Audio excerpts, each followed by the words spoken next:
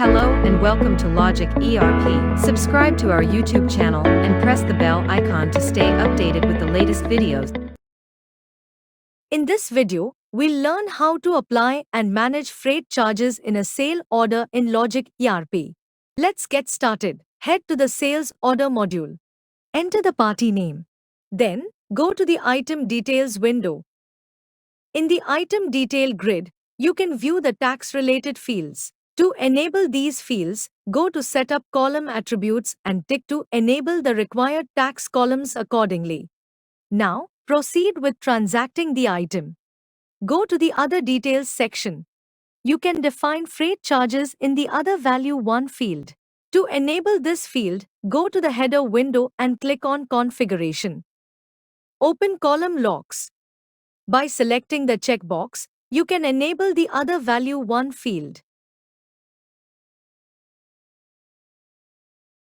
Let's add freight charges of 100 rupees and click OK. Next, reopen the Other Details section. You will notice that the freight charges have been included in the bill calculation. The charges are applied after taxes, resulting in a net amount of 1,150 rupees. If you wish to apply freight charges before taxes, you can easily configure this. Simply press F7 to open the calculation configuration. Now, select the Other Value 1 field and reposition it above the taxes. Please note that the Other Value 1 calculation type should be set to item-wise if it is to be calculated before taxes. Now, count the number of fields up to tax 2, 1, 2, 3, 4, 5, 6, and set the positions for tax 1 and tax 3 accordingly.